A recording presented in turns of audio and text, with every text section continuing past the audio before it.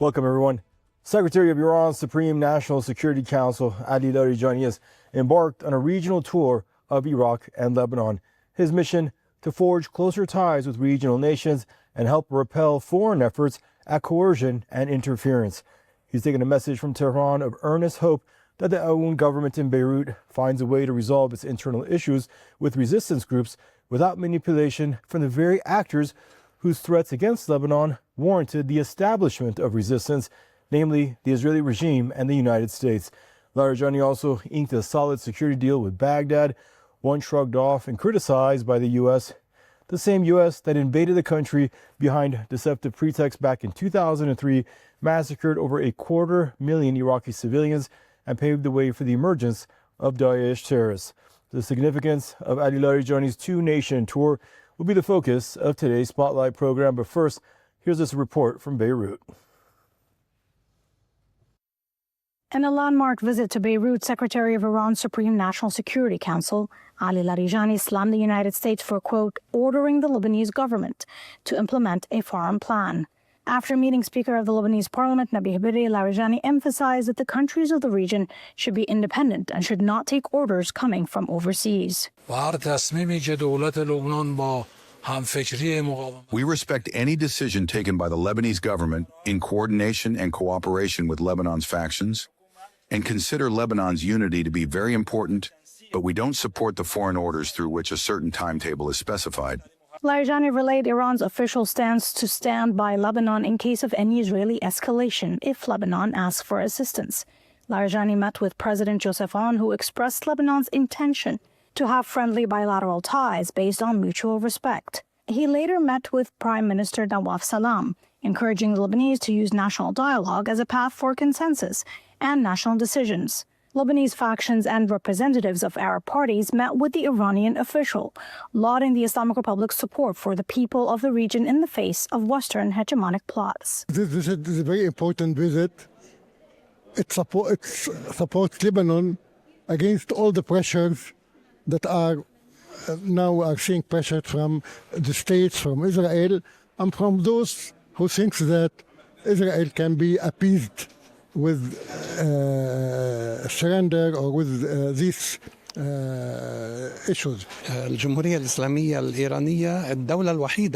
Iran is the only country supporting the people in their struggle for freedom of their countries and liberation of their land from the occupation and arrogant colonialism. Iran is still steadfast and was able to defeat the enemy's plots and succeeded in deterring the recent aggression against it. It has proven that it is unwavering in its support for the Palestinian resistance. Upon his arrival, supporters of the resistance movement Hezbollah greeted the top Iranian official all along the airport road, chanting slogans, which led him to briefly step out of his car to greet them. Top security official Larijani stressed in his meetings that the Islamic Republic of Iran is keen on strengthening ties with Lebanon on all levels. Experts believe the popular welcome at the airport signals a more profound bond, which transcends normalized ties between the two states. Mariam Saleh, Press TV, Beirut. And our guests for the program. Mr. Reza Vedadi, academic researcher and author, joining us from London.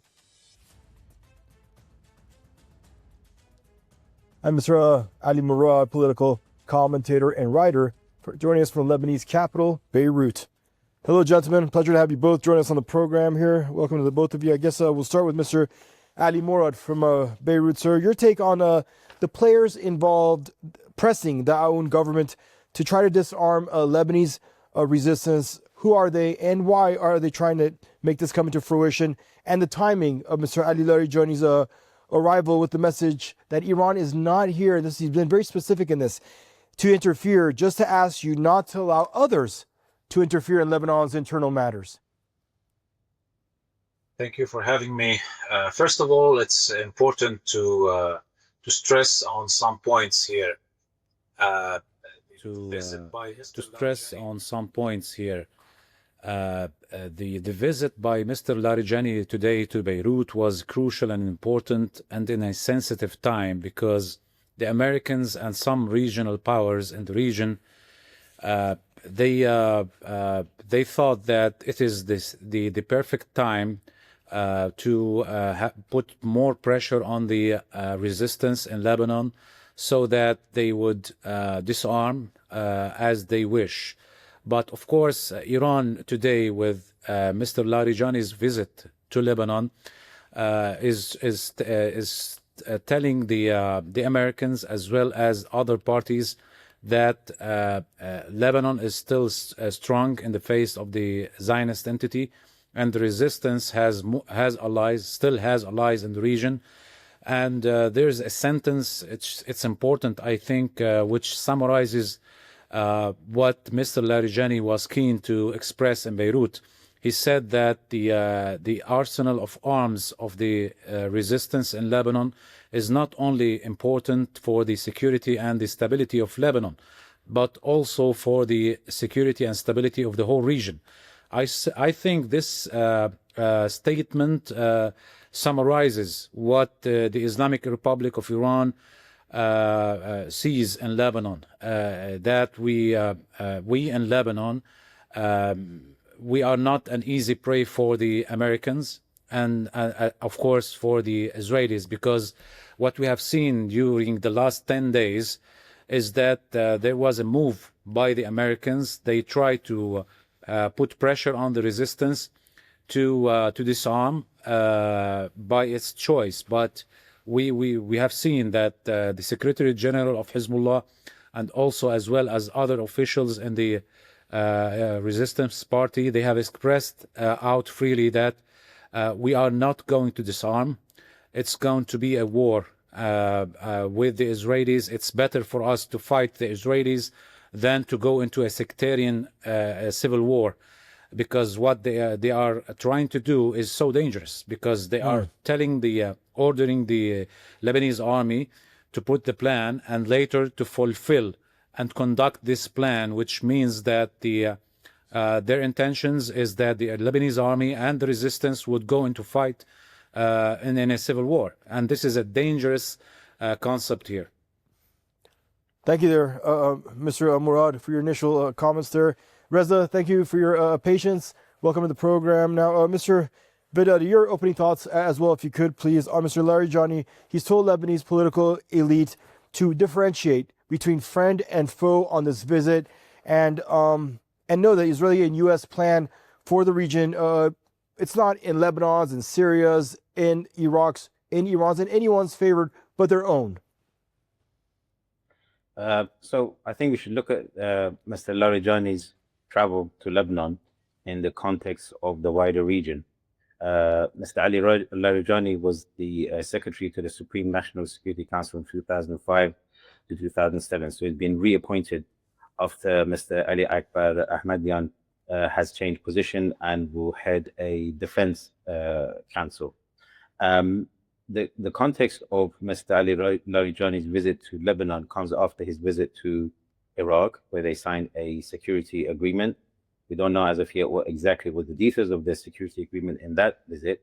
However, we know that its visit was to send a message both to the Lebanese and to the resistance factions in the West Asian region and to the West, that even if you're trying to, arrange deals, this to United States, Israel, that you're trying to arrange deals between Armenia and Azerbaijan and interfere in the region of the Caucasus, we still have ability to have influence in Lebanon, which is on the doorstep of Israel. And I believe this visit, we don't know the details of what was discussed when they visited Hezbollah, Mr. Larijani, but it was, I'm sure, to reassure the resistant group that we have your back, we have your support, and we'll use our diplomatic means to put pressure for this new law, which is a ridiculous law that was brought into effect to disarm the resistance, the only group that is defending the Lebanese, be they Christian, Muslim, Shia, Sunni, or atheist, from Israel. So this could be, hopefully the tide could be turned back, and this law or this push to disarm Hezbollah will reverse. But I think if they wanted to send, Iranians wanted to send the message that we're active in the region and we're not asleep. Thank you there, Reza. And Ali, Mr. Larijani made it abundantly clear, and he emphasizes more than once that Iran is not here to dictate. It's making this trip, and it doesn't want to come off as if it's interfering in Lebanon's affairs. He said, the one who is from thousands of kilometers away, this is a direct quote, gives you a plan and a timetable for action. We are not giving you any plan. Why do you feel that Iran's former parliament speaker feels the need to emphasize this more than once? He did it with Joseph Ayoun. He did it with Nabi Berri. Why do you think he wanted to make this, drive this home with these Lebanese politicians? I believe that this was a message. Well, Mr. Larijani was answering a question. He was answering a question by a reporter. We have to tell your viewers that there's a big, enormous propaganda campaign being waged on the Lebanese as well as the Arab population throughout an arsenal of media outlets, news TV stations funded by some Arab countries. As of course, they are putting pressure since years now on resistance factions and movements. They have been falsely claiming that Iran has been meddling in the internal affairs of Lebanon. Of course, they have been using the statement by the Iranian Foreign Minister, Mr. Arakchi, last week when he said that nobody can disarm the resistance in Lebanon. Of course, those who are claiming that the Iranians are meddling in the internal affairs of Lebanon, they don't want to confess that the Americans and some other regional countries, and on top of them the Saudis, they have an envoy to Lebanon. And I can tell you with information, the Saudi envoy is the one who put pressure on the prime minister and the ministers, the members of the cabinet last week before the meeting that was held by the cabinet to issue an order to the Lebanese army to prepare a plan to disarm Hezbollah. And we got more information about now the Americans, what they are doing through the U.S. envoy to the region, to Syria and Lebanon, Thomas Barak. He prepared what they call the Barak Paper, which dictates on Lebanon what to do regarding the disarmament of the resistance. And I think that Mr. Larijani wanted to tell the reporters and the public in Lebanon that we are not the ones who are meddling and interfering in the issues, in the internal issues of Lebanon. It is the Americans who exist thousands of kilometers far from Lebanon, and they are coming here to dictate on the Lebanese officials what to do, what to say, and of course, if you take a look to what some officials in Lebanon have been expressing before the visit, before Mr. Larijani's visit, you would conclude easily that those parties and external powers who have been pressuring and meddling in the internal affairs of Lebanon, they have been trying to undermine the visit of Mr. Larijani. But obviously, all those moves have failed, and Mr. Larijani expressed what had to be expressed in Lebanon. And I think after the visit is going to be different than the era or the time before the visit. And Reza, I'd like you to get. You're about to actually weigh in on it. I feel. You thought I was addressing you, but go ahead. I'd like to get your take on it too. Larijani underscored Iran never treats its Lebanese allies as tools, and the Lebanese resistance does not require guidance from others. Why do you feel he needed to? Why do you think he felt the need to stipulate this so many times in the presence of Lebanese politicians and reporters?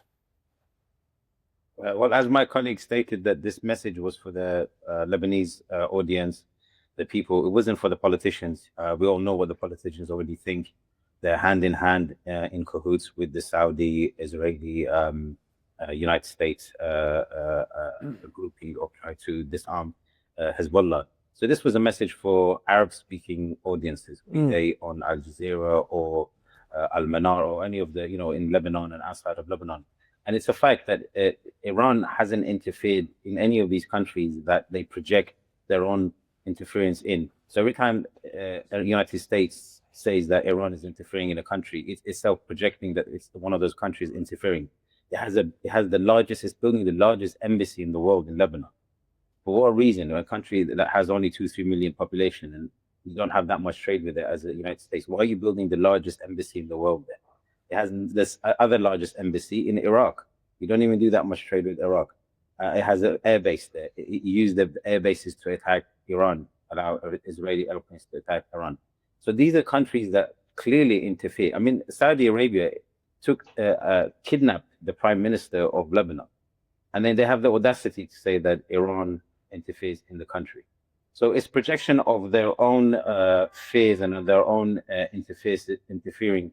And I think what Iran wants to show with this visit is that we are there as support for you to help assist you in your defense against the Israeli attacks and future wars, and that we have not let go of this part of the region the way they may feel that they're not paying attention to. Thank you there. And Ali, I'm going to come back to you. Let's also, if we have some time, let's shift to Mr. Larijani's first part of his first leg of his tour. Took him to Baghdad. I want to get your take on this memorandum of understanding for stronger security ties between Iran and Iraq, one that was lambasted and criticized heavily by the U.S. and the same U.S. that invaded the country in 2003, killed 250,000 people. Invasion, occupation, massacre, looting. It continues to stay even after an Iraqi court ordered for U.S. forces and personnel to leave the country. It's literally turned Iraq on its head, destabilized it to the point where Daesh emerged, got within a few kilometers of Baghdad. Guess who saved the day? Iraq's popular mobilization units along with Iranian forces. So where does the U.S. have the jurisdiction or the right to dictate to Baghdad, just the way it's trying to do in Lebanon?